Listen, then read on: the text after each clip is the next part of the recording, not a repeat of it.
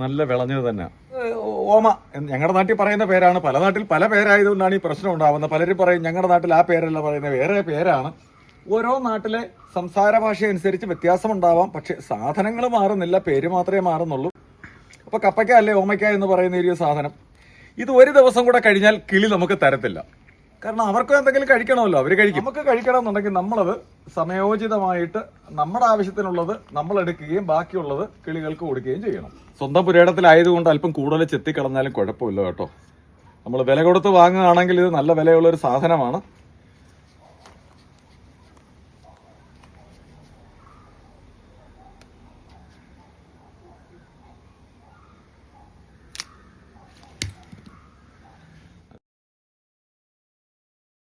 കണ്ട, ഇതാണ് കഴിക്കാൻ ഉത്തമം. അതായത് ഒരുപാട് പഴുത്തു പോകാതെ ഇതിൽ നിന്നുള്ള വിറ്റാമിനും ഇതിൽ നിന്ന് ആവശ്യമുള്ള എല്ലാ ഗുണമുള്ള സാധനങ്ങളും നമുക്ക് ലഭിക്കുന്ന ഇപ്പോഴാണ്.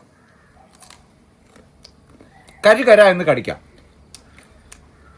അതേസമയം ഇത് പഴുത്തു കഴിഞ്ഞാൽ കുഴ കുഴ എന്നായി പോവും. നല്ല രുചിയാണ്. നിങ്ങളെ കാണിക്കാൻ വേണ്ടിയിട്ട് ഞാൻ ആദ്യം ഒരു പീസ് മുറിച്ചു. പക്ഷേ ഇത് കണ്ടതിൽ നിങ്ങൾ ആരോ ശരിക്കും അത് കൊതിപ്പെട്ടു എന്ന് നിങ്ങളുടെ നാട്ടിൽ പറയുന്ന ഒരു സംസാര ശൈലിയുണ്ട്. എന്തായാലും അത് താഴെ തന്നെ പോയി, എനിക്കത് കിട്ടിയില്ല. ഞാൻ അടുത്ത പീസ് മുറിച്ചാണ് എടുത്തത്. നിങ്ങളുടെ നാട്ടിൽ കൊതിപ്പെട്ടു എന്ന് പറയുന്ന ഒരു സംവിധാനം ഉണ്ടെന്ന് എനിക്കറിയില്ല. ഓരോ നാട്ടിലും ഓരോ ഭാഷാശൈലിയുണ്ട്, അതുകൊണ്ട് എനിക്കറിയില്ല. എന്തായാലും ഞാൻ ആദ്യം എടുത്ത മുറി അത് നേരെ നിലത്ത് വീണ് പോയി. രണ്ടാമതെടുത്തതാണ് എനിക്ക് കഴിക്കാൻ കഴിഞ്ഞത്.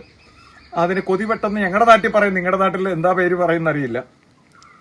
പക്ഷെ ബെറ്റർ സാധനമാണ്.